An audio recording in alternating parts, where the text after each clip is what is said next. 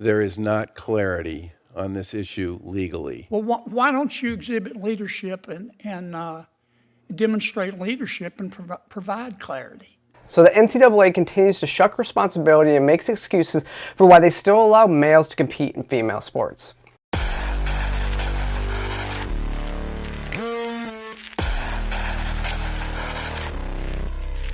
So welcome back to the channel today, everyone. So the U.S. Senate Judiciary Committee held a hearing with the head of the NCAA, Charlie Baker, and it's clear that Mr. Baker has no desire to take a leadership role in protecting female sports, even though he fully acknowledges that males will always have a biological advantage over female athletes. In this exchange with Senator John Kennedy, he says so.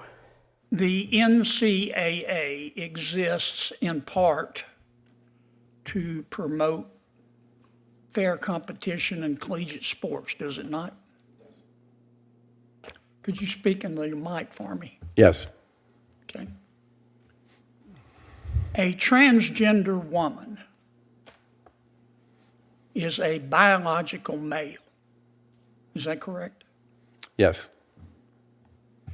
And a biological male is always going to have a physical and a physiological advantage competing in a collegiate sport against a biological female. Isn't that true? There's not a lot of research on it, but it's certainly debatable. You think it's debatable? I think it's debatable. You don't think? Think that a biological male has an advantage every time competing against a biological female? Is that your testimony? No, I think defined the way you defined it, yes, I would agree with you. So you agree with me? Yes. Okay. So why does the NCAA, why do you, your job is to promote fairness in collegiate sports. Why do you support allowing transgender women who are biological males to compete against non-transgender biological females? Over the course of the past 2 years, 5 federal court cases involving this question, let me finish. 5 federal judges have all sided with participation as the standard. This is a very... So you're saying you don't have a choice? I'm saying that under the current dynamic, there is not clarity on this issue legally. Well, why don't you exhibit leadership and demonstrate leadership and provide clarity? If you agree with me, well, first of all, that the purpose of the NCAA is to promote fair competition, and if you agree with me that in every single instance, a biological male is going to have an unfair advantage over a biological female, then why don't you just say, look, in America you can be whomever you want to be, but in terms of fair competition in a collegiate sport, transgender women who are biological males are not going to be allowed to compete against non-transgender women who are biological female. Boom, done. I gotta admit that I love that last line because Kennedy is right. He doesn't have a spine. He is hiding behind these supposed court cases instead of saying, we will not allow this to happen and we will stand up for female athletes and even go to court to defend them. He has no spine, and it's even more evident in this exchange with Senator Josh Hawley. Mr. Baker, if I could just start with you. I confess I didn't understand your answer to Senator Kennedy's question about the safety of women in the sports of the NCAA overseas. Did you say the federal law requires the NCAA to permit biological men to play in women's sports? No, I said there have been 5 cases in federal court in the past 18 months. And okay, because I thought you told him that the reason the NCAA couldn't take a position on this, in fact, you have taken a position on it, you're affirmatively permitting biological men in women's sports, but you said to him it's because of federal law. There's no federal law that requires it, right? The relevant federal law is Title IX, is it not?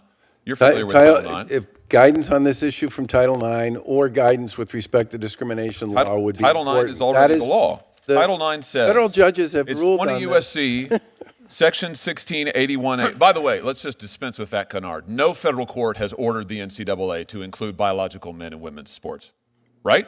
There's not a single case that has ordered the NCAA to do so, correct? That's pretty much what they decided in the San No, don't Jose say pretty case. much. We're talking about the law here. Yes, and I know. And you actively dissembled to Senator Kennedy just a second ago. It's not true that the NCAA has been ordered by any court, number one. It's not true that federal law requires you to include biological males. In fact, Title IX explicitly says, no person in the United States shall, on the basis of sex, be denied the benefits of any educational program or activity receiving federal financial assistance. You are in court at this moment arguing that Title IX doesn't apply to the NCAA, which is astounding to me, given the amount of money, federal money, the NCAA gets. And Senator Hawley is exactly right. The NCAA has taken a position. By allowing males to compete in female sports, they are siding with leftist activists and against over 70% of the population who doesn't believe that males should be competing in female sports.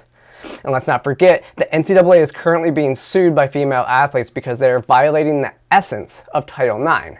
You know, the law that gave women equal opportunity for advancement through sports in the first place. And now the NCAA is now trying to claim it doesn't even apply to them. It's astounding, but no surprise, Senator Dick Durbin then tries to make this whole thing seem like it's a non-issue.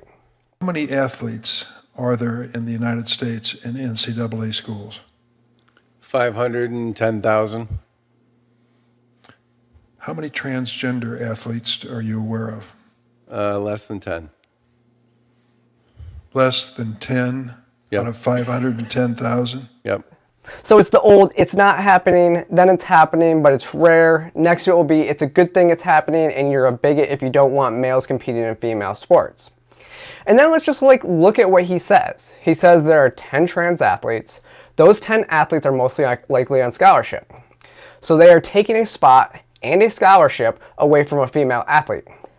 Title IX is what dictates that males in female sports must give out equal scholarships. So a university has to have the same amount of money going towards male scholarships as it does going towards female scholarships.